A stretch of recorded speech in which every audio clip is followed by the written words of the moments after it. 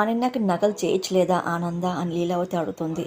అంటే అక్క వాళ్ళ పెళ్లి జరుగుతుందని చెప్పి నాకు తెలియదు కదా, అందుకే చేయించలేని చెప్పి ఆనంద అనగానే, అదేంటి ఏమైంది అవుతే ఇద్దరు సమానంగా పంచుకుంటారులే కాంచన అనగానే ఒకసారి ఆనంద షాక్ అవుతుంది. కానీ అనన్య మాత్రం బాధపడుతూ ఇంకా అలాగే ఏం తెలియదు చూస్తూ ఉంటుంది. అయినా రేపు వ్రతము ఒక కోడలేమో ఒంటినిండా నగలేసుకొని ఇంకొక కోడలు వేసుకోకపోతే ఇంకా బాగోదు కదా అని కాంచన అన్న మాటలకి ఆనందంగా ఏం మాట్లాడలేకపోతూ ఉంటారు.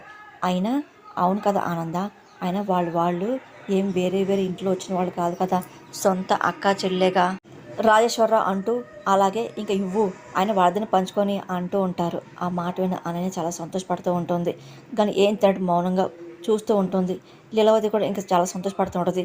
పంచుకుంటారు. సరే ముందు ఈ నగలు తీసుకొని శరణ్యకి ఆనంద భార్య ఇస్తూ ఉంటుంది. కానీ శరణ్య ఇబ్బంది పడుతూ ఉంటుంది. ఇంకా దర్శనం చూస్తూ ఉంటుంది. దర్శనంకి మాత్రం ఎక్కలేని కోపం వస్తూ ఉంటుంది. నన్ను ప్రేమించి పెళ్లి చేసినట్టు యాక్ట్ చేసింది, కానీ డబ్బు కోసమే కదా అని చెప్పి దర్శన్ అపోహపడుతూ ఇంకా అలాగే చాలా కోపం చూస్తూ ఉంటారు. ఆనంద్ చేతులను శరణ్య ఇంకా నగలు తీసుకుంటూ ఉంటుంది. ఈ దర్శన్ ఇంకా చాలా చిరాకు వస్తూ ఉంటుంది. అనని చాలా కోపం చూస్తూ ఉంటాడు. బంధాలకి అలాగే ఎలా మాట్లాడింది, ఇప్పుడేమో బోల్డ్ ఎలగలు కొట్టింది, ఇప్పుడేమో బంగారం తీసుకుంటుంది కదా, చూడు ఎలా మాట్లాడుతుందో ఎలా చూస్తుందో అని చెప్పేసి దర్శన్ అనుకుంటూ ఉంటాడు. కానీ శరణ్య మాత్రం చాలా ఇబ్బంది పడుతుంది. దర్శన్ చూస్తూ ఉంటుంది. అనని ఇంకా ఏం తెలియనట్టు ఇంకా అలాగే శరణ్య చూస్తుంది. శరణ్య ఇంకా అనని దగ్గర వెళ్తుంటుంది. అక్క తీసుకో అని చెప్పి అనగానే, అదేంటమ్మా ఆనంద్కి చాలా సంతోషంగా ఇస్తే అదేంటమ్మా నగలని మీ అక్క ఇచ్చేస్తున్నావు అని కోటేశ్వరరావు అడుగుతూ ఉంటారు. నాకు అసలు నగలేం వద్దులే మావయ్య అని శరణ్య అంటుండదు. ఇది కూడా నాటకం అయి ఉంటుందిలా అని చెప్పి దర్శన్ అదే కొంచెం చాలా కోపం చూస్తూ ఉంటారు. అదేంటి అని ఆనందం ఆడపోతుంది. ఆయన మా ఇద్దరం ఒక ఇంట్లో వచ్చిన వాళ్ళం కదా అత్తయ్య గారు, నాకు నకలు వేసుకొని చెప్పి అనిపించట్లా, అందుకే మక్కిస్తున్నా అక్క తీసుకొని శరణ్య ఇస్తూ ఉంటుంది. శరణ్యకి దర్శన్ చూస్తుంటుంది. దర్శన్ మాత్రం మౌన్ తిప్పుకుంటూ ఉంటాడు. అవును అత్తయ్య గారు ఏమంటారు ఏంటో అని చెప్పి అనని అంటూ ఉంటుంది. నగలు నన్నే తీసుకోమంటుంది, తీసుకోమంటారా అని అనని ఇంక ఆనందాన్ని చూస్తూ అడుగుతూ ఉంటుంది. కానీ ఆనందం ఏం మాట్లాడదు. తీసుకో అమ్మా, మీ ఇద్దరు సమానంగా పంచుకొని వేసుకోండి అని రాజేశ్వర అంటూ ఉంటారు.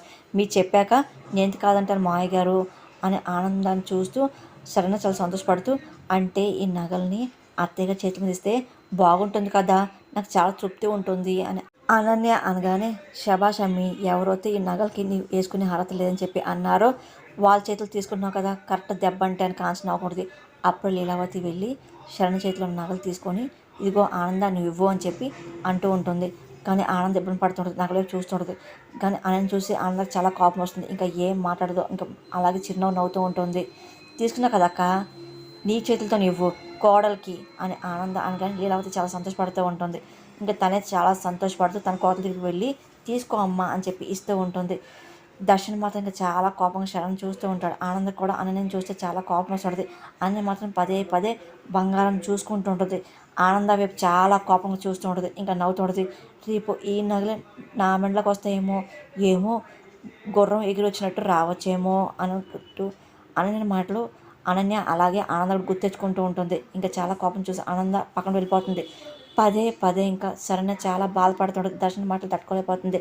నువ్వు ఇంటి కోడవయ్యావు కానీ నా భార్య వద్ద నువ్వు ఎప్పటికీ కాలేవు అని దర్శన మాటలు కుమిలిపోతుంటుంది. గో నీతో ఒక్క క్షణం కూడా ఉన్నా నాకు నరకంలా ఉంది అని చెప్పి దర్శన మాటలే పదే పదే శరణ్య గుర్తించుకొని కుమిలిపోతుంటుంది. ఏడుస్తూ ఉంటుంది. అసలు నువ్వు అంటే నాకు ఇష్టమే లేదు అని చెప్పి అన్న మాటలు తట్టుకోలేకపోతుంది. కుమిలిపోతుంటుంది. ఇంక ఎవరు కనపడకుండా ఒక చోట కూర్చొని ఏడుస్తుంది. అప్పుడే ఆనంద వైపు వెళ్ళి ఒక నిమిషం ఆగి చూస్తుంటుంది. ఇదేంటి ఇక్కడ ఉంది అని చెప్పి అనుకుంటూ, శరణ్య ఏమైంది అని చెప్పి అడుగుతుంది. శరణ్య గబుక్కుని కళ్ళు చూసుకొని, అంటే అత్తయ్య గారు ఏం లేదు అని చెప్పి అంటుంది. అదేంటి నీ కళ్ళేంటి ఎర్రగా ఉన్నాయి, ఏడ్చావో ఏంటి అని ఆనంద అడుగుతుంది. శరణ్య చాలా టెన్షన్ పడుతుంది. అదేం లేదు, కంట్లో నలపడింది, అలా నలిపాను అంతే, అలా ఉన్నాయి అని శరణ్య కవర్ చేస్తుంది. సరే నగలు ఎందుకు వద్దను ఆనంద అడగని, అంటే అత్తయ్య గారు మీ మాట కాదన్నందుకు నన్ను క్షమించండి అని శరణ్య అనగానే, నా ప్రశ్నకి సమాధానం ఇది కాదే అని ఆనంద అడుగుతుంది. మళ్ళీ ఇబ్బంది పడుతూ ఉంటుంది. శరణ్య ఇంకా ఏం మాట్లాడిపోతుంది. నగలు వద్దన్నా కదా, కారణం ఏంటి చెప్పు అని ఆనంద అడుగుతూ ఉంటుంది. చెప్పు, నగలు తీసుకొని బెదిరించారా ఏంటి అని ఆనంద అంటూ ఉంటుంది. శరణ్య ఇంకా బాధపడుతూ ఉంటుంది. పదే పదే దర్శన మాటలు గుర్తుంచుకుంటుంది. నువ్వు ఈ ఆస్తుల కోసం నగల కోసమే కదా వచ్చావు, మా అమ్మ నగలిస్తుందంట, నీ సొంతం చేసుకొని దర్శన మాటలు గుర్తించుకుంటుంది. ఇబ్బంది పడుతుంటుంది. అంటే అదేం లేదు అత్తయ్య గారు, నన్ను ఎవరు పిలుస్తారు, అదేమంటే మీరు చెప్తాను కదని చెప్పి శరణ్యంగానే, అందుకే అడుగుతున్నా, నగలు వద్దన్నా కదా, కారణం ఏంటి చెప్పు అని ఆనంద అడుగుతుంది. అంటే ఫస్ట్ నుండి నాకు నగలంటే అంత ఇంట్రెస్ట్ ఏమి ఉండదు అత్తయ్య గారు, అందుకే అక్కిచ్చాను, నాకు ఈ ఉన్న నెక్లెస్ చాలు అని చెప్పి శరణ్య అనగానే, అవునా సరే, మీ అక్క ఆనందం కోసం నువ్వు గెలుపునే వద్దనుకున్న దానివి, మీ అక్క హ్యాపీగా ఉంటుందని చెప్పి నగలిచ్చావు అంతేనని చెప్పి ఆనంద అడుగుతుంది. అవునని చెప్పి శరణ్ తలవుతుంది. వేరే కారణాలు ఏం లేవు అని చెప్పి ఆనంద అడుగుతుంది. అదే అబ్బే ఏం లేవు అని చెప్పి శరణ్య అనగానే ఇంకా ఏం జరిగిందేపో కంగారు పడ్డాను. సరే నువ్వు వెళ్ళి పడుకో అని చెప్పి ఆనంద అనగానే సరే అని చెప్పి శరణ్య వెళ్ళిపోతుంది. కానీ ఆనంద డౌట్ వస్తుంది. నాకు కనపడకుండా నిజం దాయలేవు, నీ మనసులో ఏదో బాధ అని చెప్పి నీ కళ్ళు చెప్తున్నాయి కదా, అది ఏమై ఉంటుంది అని ఇంకా ఆలోచన పడుతూ ఉంటుంది. తెలుసుకుంటానులే అని చెప్పి అనుకుంటూ ఉంటుంది. అక్కడ కాంచన చాలా సంతోషపడిపోతుంది. ఇంకా నగలు ఒకటి తర్వాత ఒకటి తీసి కాసుల పేరు అని చెప్పి అబ్బాయి ఎంత బాగుందని చెప్పి అనన్యకి అలంకరిస్తుంటుంది. అలంకరణ చేసుకున్నాక అనన్య చాలా సంతోషంగా తన నగలు చూసుకుంటూ ఉంటుంది. అబ్బా ఎంత బాగున్నావు నేను చూస్తుంటే, నగలు కొట్టి డ్రెస్సింగ్ టేబుల్ ముందు కూర్చున్నట్టు ఉంది అని కాంచన నవ్వుతూ చెప్తుంటుంది. అప్పుడే ఆనంద్ అటువైపు వెళ్తూ ఒక నిమిషం ఆగి చూస్తూ ఉంటుంది. ఏంటి కోళ్ళు పనికిరావో అని చెప్పి అన్నారు, ఇంకో ఇంటికే కోళ్ళగా ఇచ్చావు కదా, అదే నీ ఫస్ట్ గెలుపు అని కాంచన గొప్పగా చెప్తుంటుంది. ఆ మాటలు విన్న ఆనందానికి చాలా కోపం వస్తుంది. ఈ నగలని నా కోడలకే నీ కాదని చెప్పి అంటే నీ ఒంటికి తెప్పించినావు కదా, ఇది రెండో గెలుపు. కాంచన మాటలకి ఇదేం గెలుపులే అమ్మా, ఇవన్నీ జుజుబీలు, అసలేని ఆట ఇంకా నేను స్టార్టే చేయలేదు అనన్య అంటూ కాంచన చెప్తుంటుంది. అప్పుడు డౌట్ వస్తుంది, అదేంటి అటువైపు ఎవరో వెళ్ళారు అని అనన్య డౌట్ పడుతుంది. ఇంకా బయటకు కాంచన చూస్తుంది. ఇంకెవరు ఆ ఆనంద అని కాంచన అనగానే ఇంకా నవ్వుతూ ఉంటుంది అనన్య. అప్పుడు ఇంకా బయటకు వస్తూ అత్తయ్య గారిని పిలుస్తుంది. ఆనందం ఒక నిమిషం ఆగి చూస్తుంటుంది. ఆనందాన్ని చూస్తూ బిల్డప్ ఇచ్చుకుంటూ అలాగే దజ్జాగా అనన్య వస్తూ ఉంటుంది. ఆనందానికి చాలా కోపం వస్తూ ఉంటుంది. ఇంకా అలాగే ఆనందం చూస్తూ ఇంకా అనన్య నవ్వుతూ ఉంటుంది. ఆనందానికి చాలా కోపం వస్తుంది. ఎలాగుంది అని ఇంకా అనన్య అనమాట. ఆనందకి ఇంకా కోపం వస్తుంది. అదే నగలు వేసినాం కదా ఎలాగున్నాను అని చెప్పి అడుగుతున్నాను అనన్య అనగానే, అవును మా అమ్మకి ఏమన్నారు చూసారా, మొత్తం నగలని మా అమ్మ ఒంటి మీదకి వచ్చినాయని కాంచన గొప్పగా చెప్తూ వస్తూ ఉంటుంది.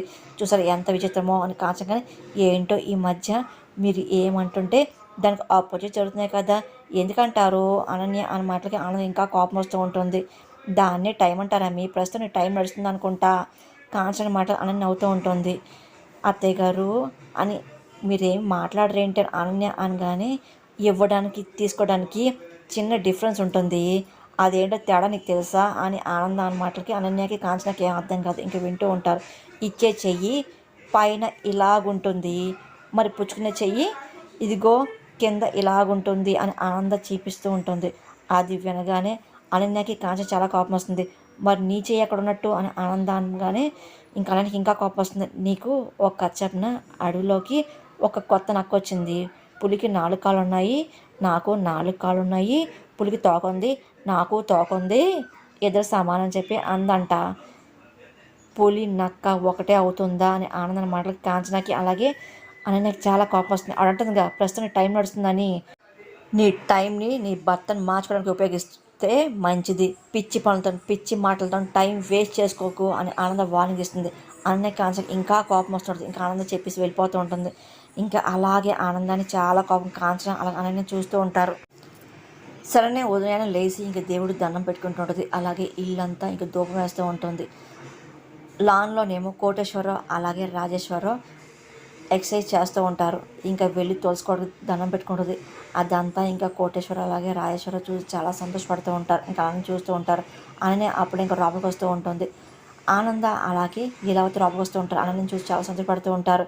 ఇదిగోండి అత్తయ్య గారు హారతి తీసుకోండి అని శరణ్య అనగానే ఆనంద అలాగే లీలావతి చాలా సంతోషపడి తీసుకుంటూ ఉంటారు. అప్పుడు ఇంకా అనన్య వస్తూ ఉంటుంది. ఇంకా అనన్యని చూసి ఇంకా ఆనంద చాలా కోపం వస్తుంటుంది. కాంచన కూడా వెనకాల వస్తుంటుంది. ఏ ఇంటి పొగేంటి అని అనగానే, అక్క పొగ కాదు సాంబ్రాణి సరణి అనగానే, ఏంటి పొగేసి ఇంట్లో చంపేద్దనుకుంటున్నావా, అసలు ఎవరికన్నా తెలియట్లేదు అని అనన్య అనగానే, ఎక్కడ ఉన్నాను చూడని చెప్పి ఆనంద అనగానే శరణ్య ఒకసారిగా భయపడుతూ ఉంటుంది. కానీ ఏం మాట్లాడితే ఇబ్బంది పడుతూ ఉంటుంది. ఇంకా ఆనందం ఏమో టెన్షన్ పడిపోతూ ఉంటుంది. ఎంత పొద్దునైనా సరే ఇంకా నిద్రపోతే మేలుకుంటుందని చెప్పేసి ధూపం వేసిందిలే అని ఆనందం మాటలకి ఇంకా అనన్య ఇంకా ఏం మాట టెన్షన్ పడుతుంది. ఆయన నీ చెల్లు ఉదయం లేచి శుభ్రం చేసి తులసుకోవడానికి పూజ కూడా చేసింది, నువ్వేంటమ్మా ఇంకా లేగలని చెప్పి లీలావతి అడుగుతుంది. అంటే మా మమ్మీ పొద్దున్న 5 లెగుస్తుంది కానీ ఈరోజు లేగలేదు అన్నట్టు కాంచన కవర్ అయిపోతుంది. ఏ 5 గంటలు ఇంకా అవ్వలేదు ఏంటి అని ఆనందాన్ని మాటలకి ఇబ్బందిగా టెన్షన్ పడుతూ, అంటే అక్క కొత్త ప్లేస్ కదా రాత్రి సరిగా నిద్ర పట్టలేదు అంతే కదా అక్క అని చెప్పి శరణ్య కవర్ చేస్తుంది. అవును అవును అని చెప్పి కాంచన అడిగింది. అదేంటి కాదని నన్ను అడుగుతావేంటి, ఏ నీకు తెలీదా నేను ఎప్పుడు లెగిస్తాను అని చెప్పి అనే మాటలకి తెలుస్తుందిలే ఆనంద అంటూ ఉంటుంది. చాలా కోపం చూస్తుంది. చూడమ్మా ఇప్పటివరకు మీ ఇంట్లో ఎలా ఉందో పక్కన పెట్టేస్తే ఆడపిల్ల అత్తారింటికి వచ్చాక కొన్ని పద్ధతులు అలవాట్లు మార్చుకోవాలి. లీలావతి అనగానే మాట్లాడుతున్న పెద్ద కోడలు చెప్పి చెప్పుకోవడం కాదు, పెద్దగా నువ్వు చెప్పుకోవడం కాదు, మేము అనుకునే ఉండాలి అని ఆనంద అన్న మాటలకి అంటే ఈ పొద్దు ఏదో లేట్ అయింది, రేపటి నుండి పొద్దు పొద్దున లెగుస్తుంది అని చెప్పి కాంచం కవర్ చేస్తూ ఉంటుంది. ఇంకా నవ్వుతూ ఉంటుంది. నువ్వేంటి నువ్వు కంప్లీట్ అయిపోతున్నావు ఏంటి అని చెప్పి అని నాకు కోపంగా కాంతం చూస్తూ ఉంటుంది. నువ్వు వెళ్ళు అని చెప్పి రెడీ అవ్వు లీలావతి అనగానే అత్తయ్య మీకు కాఫీ ఇస్తా అని చెప్పి శరణ్య అనగానే ముందు దర్శన్కి ఇవ్వమ్మ మేము తర్వాత తాగుతాం అని చెప్పి ఆనంద అనగానే సరే అని చెప్పి అనగానే కాఫీ తీసుకొని ఏమండి ఏమని చెప్పి దర్శన్ లేకపోతుంది. ఒకసారిగా దర్శన్ మాత్రం లేగడు. ఇంకా కాలు దిగు చేతితో పట్టుకొని ఏమని లేదని చెప్పి లేపుతూ ఉంటుంది. ఇంకా దర్శన్ చాలా కోపం వస్తే ఎంత పుట్టుకున్నావు అని చెప్పి అరుస్తూ ఉంటాడు. అంటే మీకోసం కాఫీ తీసుకొచ్చా అని చెప్పి శరణ్య అనగానే అడిగానే ఏనని చెప్పి దర్శన్ అరుస్తూ ఉంటాడు. అంటే మీకు ఉదయాన్నే కాఫీ తాగే అలవాటు ఉందంట కానీ శరణ్య కానీ అలవాటు ఉంది, మా అమ్మ ఇచ్చిన తాగుతా, పని మనిషి ఇచ్చిన తాగుతాను, నువ్వు ఇస్తే మాత్రం అసలు నేను తాగని చెప్పి దర్శన్ అరుస్తూ ఉంటాడు. ఈరోజు సత్యనారాయణ స్వామి వ్రతం ఉంది కదండి అని శరణ్యంగానే నాకు తెలుసు, మర్చిపోవడం నాకేం మతిమరపోయిన లేదని చెప్పి దర్శన్ కోపం అరుస్తూ ఉంటాడు. ఇంకా శరణ్యం కాఫీ కప్పు పెట్టి ఏమండి నన్ను ఆస్వాదించండి అని చెప్పి కాలు పట్టుకోపోతుంటుంది. శరణ్య ఒకసారి దర్శనం పక్కెళ్ళిపోతూ ఉంటాడు. ఇదిగో ఆపుని సెంటిమెంట్ డ్రామాలు చూసి నాకు చిరాకు వస్తుందని చెప్పి దర్శన్ చిరాకు పడుతూ ఉంటాడు. ఇంకా నన్ను ఇంకా ఏం మాట్లాడదు, కళ్ళు నీళ్ళు తెచ్చుకుంటుంది. అక్కడ దర్శన్ చెప్పులు ఉంటాయి, ఇంకా చెప్పుల్ని పట్టుకొని దండం పెట్టుకోవడం. ఇంకా దర్శన్ ఇంకా కోపం వస్తూ ఉంటుంది. ప్రతిదీ డ్రామా, ప్రతి క్షణం డ్రామా చీ అని చెప్పి ఇంకా దర్శన్ చిరాకు పడుతూ ఉంటాడు.